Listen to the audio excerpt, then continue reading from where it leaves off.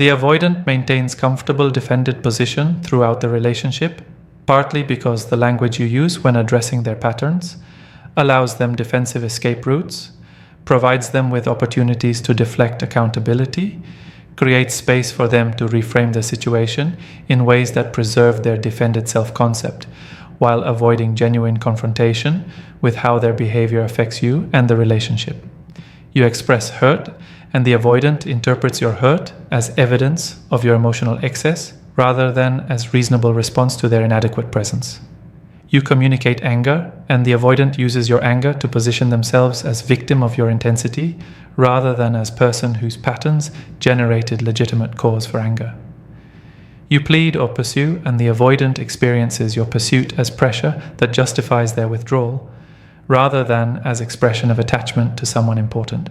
The specific words you choose when attempting to address the avoidance patterns determine whether they can successfully deflect and avoid, or whether they must face direct confrontation with reality their defensive structure exists to obscure. Certain statements exist that the avoidant hopes desperately you will never say to them because these statements eliminate their usual defensive escape routes, force direct confrontation with truth they have organized their psychology around avoiding, create consequences their defended position cannot deflect or minimize. These statements share common qualities. They are delivered with calm clarity rather than with emotional intensity that the avoidant can dismiss as your overreaction. They place accountability appropriately on the avoidant's choices rather than on circumstances or on both parties equally. They establish firm consequences rather than making threats. The avoidant can wait out. They distinguish between the avoidant's feelings and their behavior in ways that eliminate the excuse that good intentions justify inadequate action. They communicate your genuine acceptance and forward movement rather than performing distance to manipulate the avoidance response. When you speak these truths to the avoidant with calm conviction and demonstrate through your subsequent behavior that your words represent genuine decision rather than emotional reaction, you create what amounts to test of fire for the avoidant, a crisis point where their defensive structure faces direct confrontation with reality it cannot deflect, where they must either face themselves honestly and choose genuine transformation, or must face permanent loss of you as natural consequence of choosing defended comfort over doing work that relationship requires.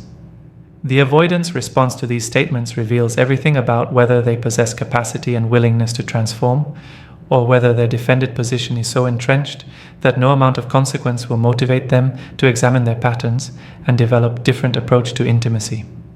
I've accepted you can't meet my needs, so I'm choosing myself. The avoidance defensive structure depends partly on your continued hope that they will change, your ongoing investment in their potential rather than in their demonstrated capacity, your persistent belief that with enough patience and understanding they will eventually develop ability to show up differently in the relationship. This hope serves the avoidant's defended comfort by ensuring you remain engaged, despite their inadequate presence, by preventing you from making definitive decision to disengage, by maintaining dynamic where you continue providing maximum investment while accepting their minimal reciprocation. The avoidant can maintain their defended position indefinitely as long as you continue hoping, continue believing transformation is possible, continue investing in future version of them rather than accepting current reality of who they demonstrate themselves to be through sustained behavioral patterns. The statement, "I've accepted you can't meet my needs, so I'm choosing myself," destroys the foundation the avoidance comfort depends upon by communicating that you have moved from hope to acceptance, from investment in their potential to recognition of their demonstrated limitations, from trying to make the relationship work to choosing your own well-being over continued accommodation of their defended inadequacy. The specific power of this statement emerges through several crucial elements that distinguish it from other expressions of hurt or frustration the avoidant has successfully deflected throughout the relationship. First, the statement communicates acceptance rather than anger, disappointment, or continued emotional investment in changing them. You are not expressing that you are hurt by their patterns, which the avoidant can interpret as your emotional excess. You are not communicating that you are frustrated or disappointed, which the avoidant can characterize as your unrealistic expectations. You are not threatening to leave if they do not change, which the avoidant can dismiss as manipulation or can wait out expecting you will soften your position. Instead, you are stating calm factual acceptance of reality. They cannot meet your needs. This acceptance-based framing eliminates the avoidant's usual defensive responses because you are not attacking them, not demanding they change, not expressing emotion they can dismiss. You are simply acknowledging what their sustained behavioral patterns have demonstrated as fact. Second, the statement places the limitation appropriately on the avoidant. You can't meet my needs. Rather than characterizing the situation as mutual incompatibility or as your needs being excessive. You are not saying we're not compatible, which would distribute responsibility equally. You are not saying my needs are too much for you, which would position your needs as the problem. You are clearly identifying that the avoidant lacks capacity to meet needs that are reasonable and that adequate partner would be able to meet. This direct placement of limitation on the avoidant eliminates their usual escape route of suggesting that the problem is mutual or that your needs are the issue. You are holding them accountable for their demonstrated incapacity while refusing to take responsibility for their limitations. Third, the statement communicates that you are choosing yourself, establishing that you have made definitive decision to prioritize your well-being over continued hope for their transformation. The avoidant cannot interpret this as temporary emotional reaction. They can wait out, cannot frame it as pressure designed to make them change, cannot deflect it as threat. You will soften when they offer minimal gesture. You are stating clear decision that reflects your values and your self-respect. You are choosing yourself because they cannot meet your needs. The finality in the framing, I'm choosing myself, communicates that you have completed internal process of accepting reality and making decision based on that acceptance, rather than remaining stuck in hoping their demonstrated patterns do not reflect their actual capacity.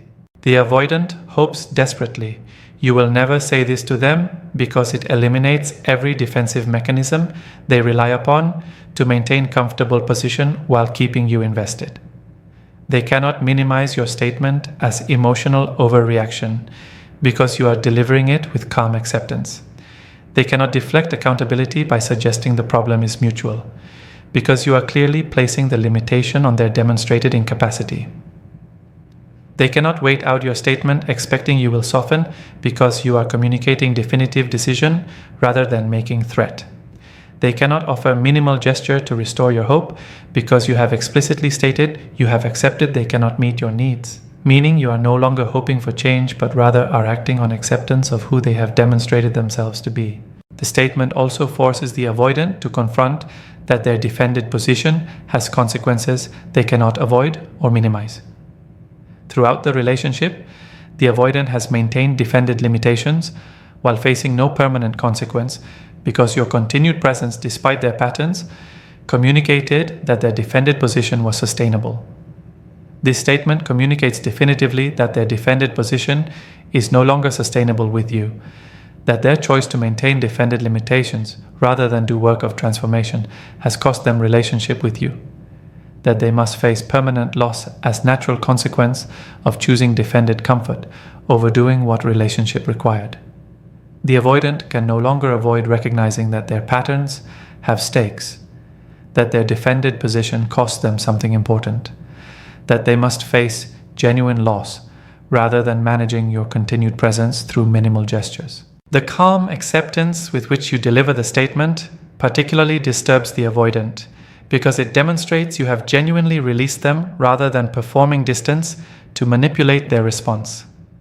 The avoidant can manage your anger, your hurt, your pursuit, all responses that indicate you remain emotionally invested and therefore potentially available.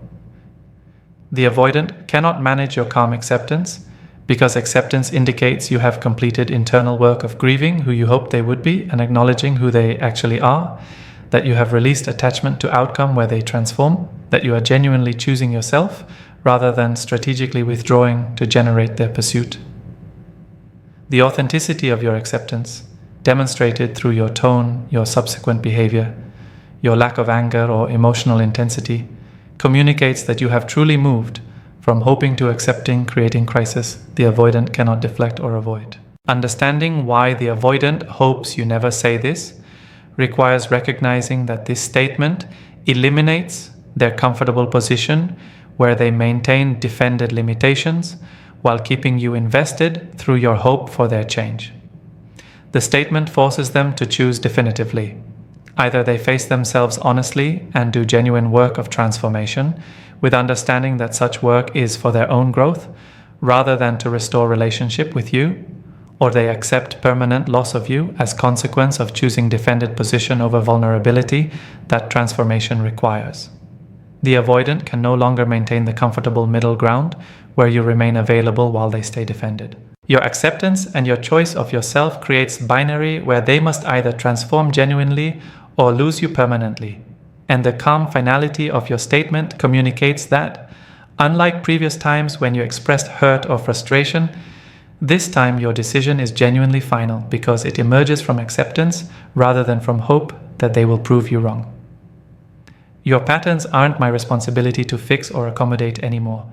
The avoidant maintains defended position throughout the relationship, partly through implicit agreement where you accept responsibility for managing their patterns, for accommodating their limitations, for doing emotional and relational work that compensates for their defended inadequacy. You learn to avoid topics that trigger their withdrawal, to regulate your own emotional expression to prevent their defensive responses, to modify your needs and expectations to fit within their limited capacity, to take responsibility for relationship problems that actually stem from their patterns. This implicit arrangement serves the avoidant perfectly by allowing them to maintain defended position while facing no requirement to examine or modify their patterns. You have assumed responsibility for managing the relationship around their limitations, effectively making their patterns your problem to solve rather than their problem to address. The statement, "Your patterns aren't my responsibility to fix or accommodate anymore," directly challenges this implicit arrangement by clearly establishing that you are returning responsibility for the avoidance patterns to where it appropriately belongs, with the avoidant themselves. The power of this statement emerges through how completely it disrupts the dynamic where you carried responsibility for managing their defended limitations while they remained comfortably unchanged. The statement communicates several crucial messages simultaneously that combine to create confrontation the avoidant cannot easily deflect or avoid. First, the statement identifies explicitly that the avoidant has patterns, behavioral and emotional patterns that affect the relationship and that have required ongoing management. By naming the patterns directly, you eliminate the avoidant's ability to maintain comfortable fiction that their behavior is simply who they are, rather than being identifiable patterns they could potentially modify through intentional work. The avoidant prefers that their defended limitations remain unnamed and unexamined, characterized as personality traits or needs for space, rather than as patterns that harm relationship and that reflect defensive structure organized around avoiding vulnerability. Your explicit naming of patterns forces recognition that their behavior follows identifiable defended structure rather than being random or inherent to their nature in ways beyond their control. Second, the statement clearly establishes that you have been taking responsibility for fixing or accommodating these patterns, acknowledging the extensive work you have done to manage relationship around their limitations, to accommodate their defended needs, to attempt to fix or heal their patterns through your patience and understanding. This acknowledgement serves two functions. It makes visible the labor you have been providing that the avoidant has taken for granted, and it establishes that this labor has been happening, creating foundation for the crucial shift the statement communicates. The avoidant has benefited from your management of their patterns while remaining largely unconscious of the work you have been doing. Your statement forces recognition of the accommodation and fixing attempts you have provided that allowed them to remain comfortably defended. Third, the statement establishes definitive boundary through the word anymore, communicating that the previous arrangement where you took responsibility for their patterns has ended, that going forward you will not be managing relationship around their limitations, that they must either address their own patterns or accept consequences of those patterns, without your continued accommodation buffering them from those consequences. The anymore is crucial because it communicates that this is not negotiation or request for them to change, but rather is your unilateral decision about what you will no longer provide. You are not asking permission or seeking their agreement. You are informing them of change that has already occurred in your position. The avoidant hopes desperately you will never say this to them because it eliminates the comfortable arrangement where their patterns were essentially your problem to manage while they remained unchanged. The statement forces them to confront that they have patterns requiring address, that those patterns are their responsibility rather than yours, that they can no longer rely on your accommodation to prevent their patterns from generating natural consequences. The avoidant must face choice.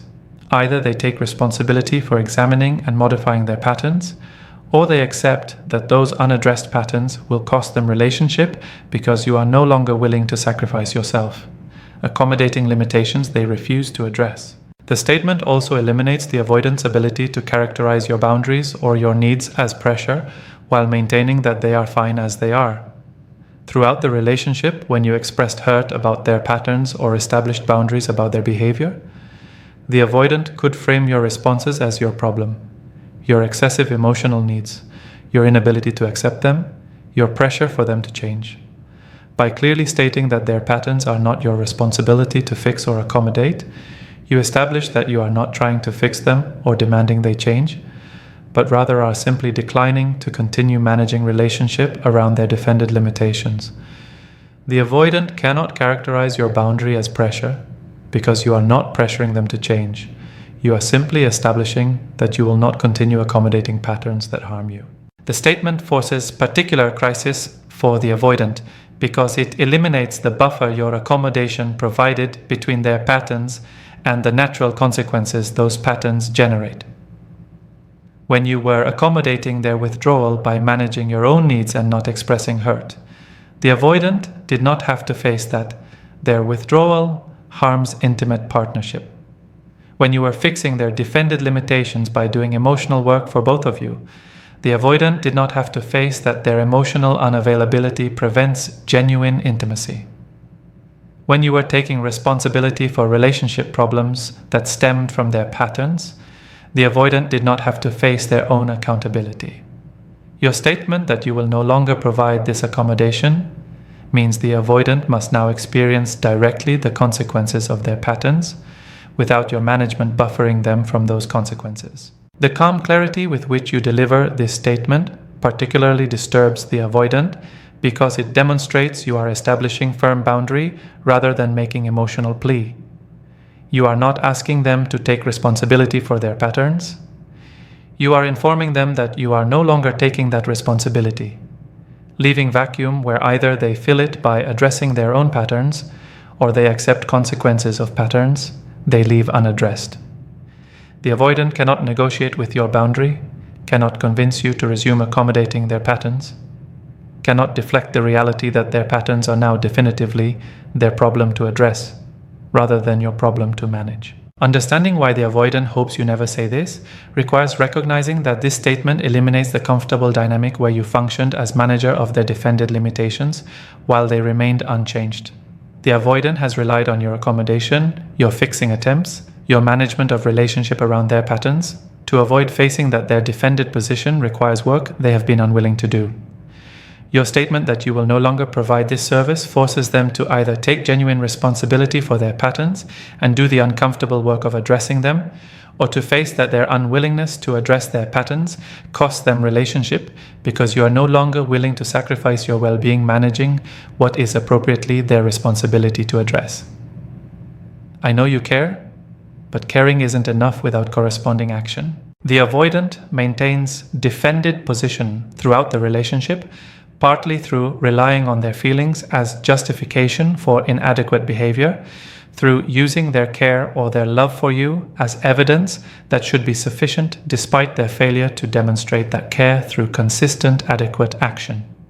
The avoidant tells you they care about you, expresses that they have feelings for you, claims they love you, and expects these emotional expressions to compensate for their lack of consistent presence, their failure to meet your needs, their pattern of withdrawal and defended unavailability.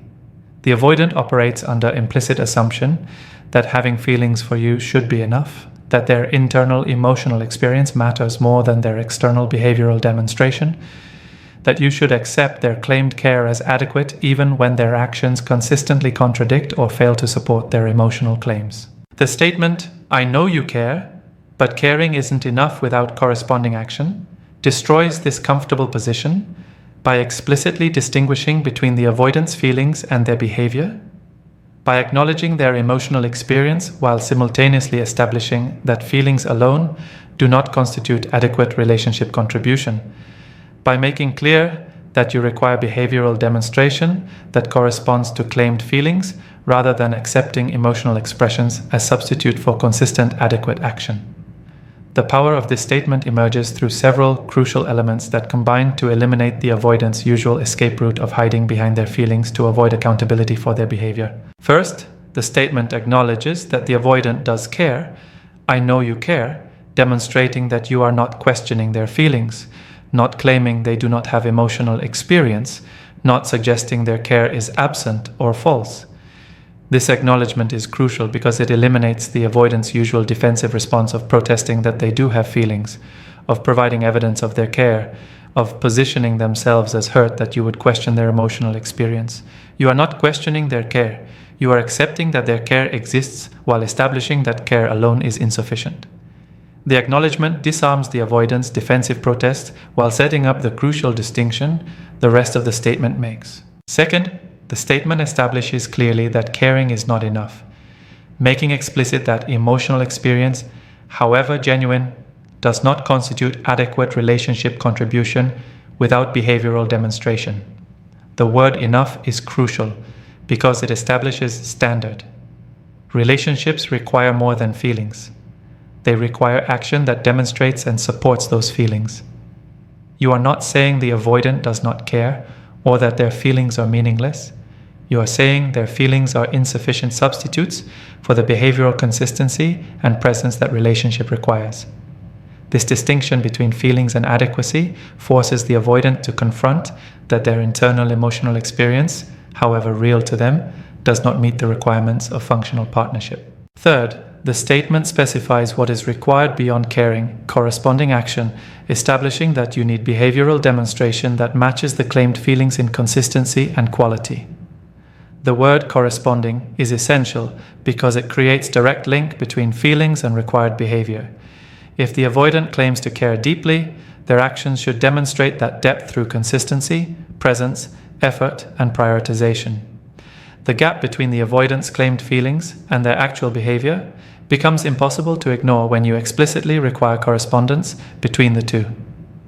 The avoidant cannot continue offering feelings as adequate when you have established that feelings must be matched by corresponding action to constitute genuine care.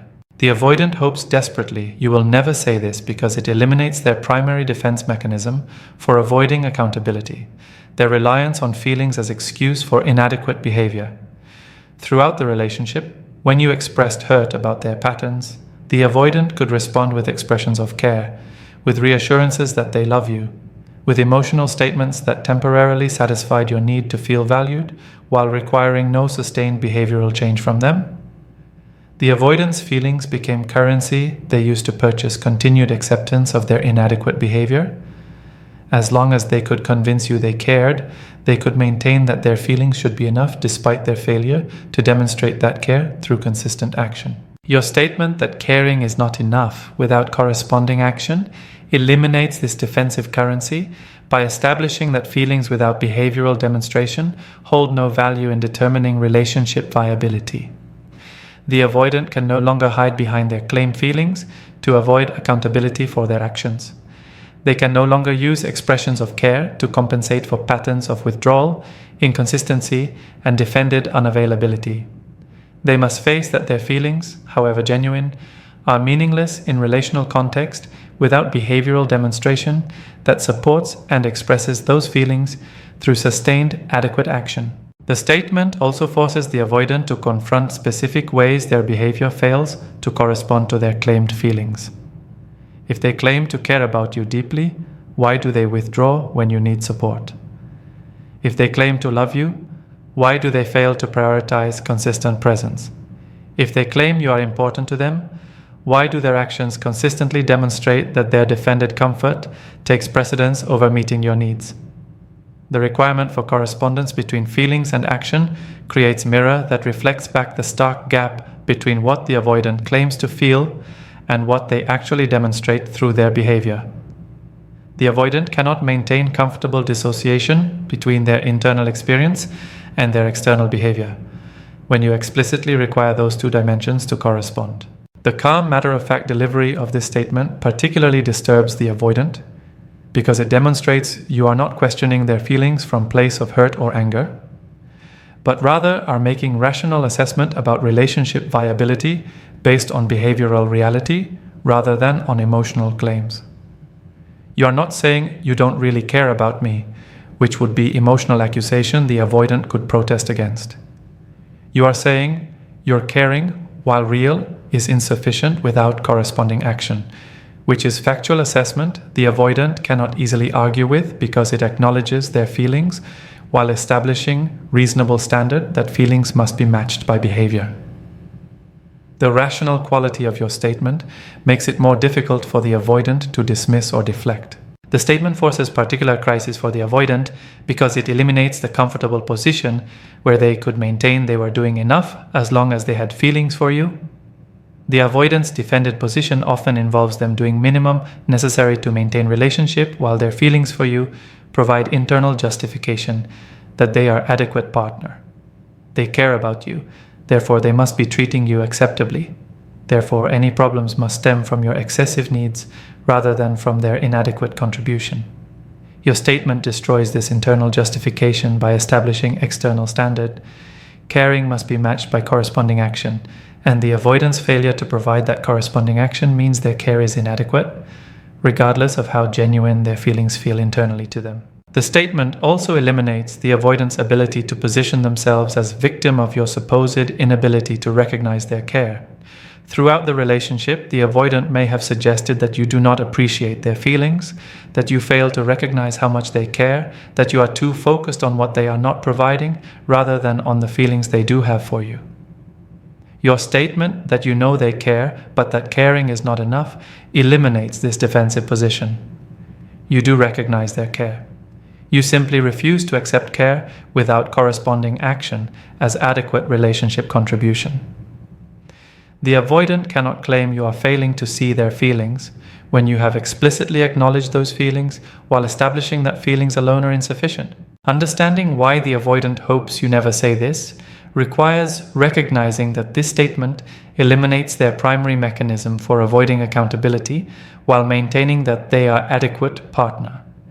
The avoidant has relied on their feelings as evidence of their adequacy, as justification for their minimal behavioral contribution. As reason, you should continue accepting inadequate partnership. Your statement that caring without corresponding action is insufficient forces them to face that their feelings, however real, do not constitute adequate relationship contribution, that they must either develop capacity to demonstrate their care through consistent adequate action, or must accept that their care without corresponding action is meaningless in determining whether relationship can continue. The distinction between feelings and behavior eliminates the avoidant's comfortable position where emotional experience substitutes for behavioral demonstration, forcing them to either transform their behavior to correspond to their claimed feelings or to accept that their inadequate behavior despite their feelings cost them relationship with you.